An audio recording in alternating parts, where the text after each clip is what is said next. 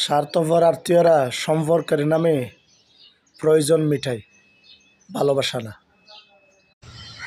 আপনি আমার সাথে এরকম করবেন সেটা আমি কখনো ভাবিনি। শুধুমাত্র একটু অপেক্ষা করুন, ইনশাল্লাহ আজ না হয় কাল, কাল না হয় পরশু আপনি আমাকে যতটুকু করছেন তার চেয়ে 3 গুণ, তার চেয়ে 1000 গুণ আপনি ফিরে পাবেন।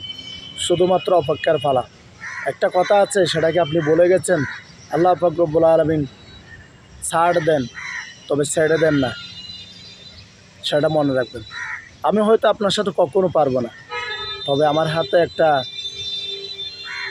জিনিস আছে, সেটা মহান আল্লাহ পাক রব্বুল আলামিনকে বলবো।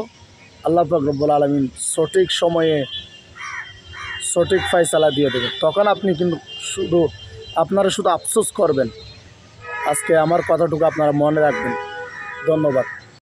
একটা কথা মনে রাখবেন সব সময়, তরবারির আঘাতের চেয়ে মুখের আঘাতটা খুব বেশি ভয়ানক।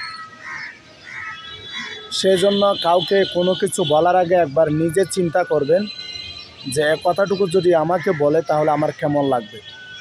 আপনি কতটুকু সহ্য করতে পারবেন সেটা একটু চিন্তা ভাবনা করে দেখবেন।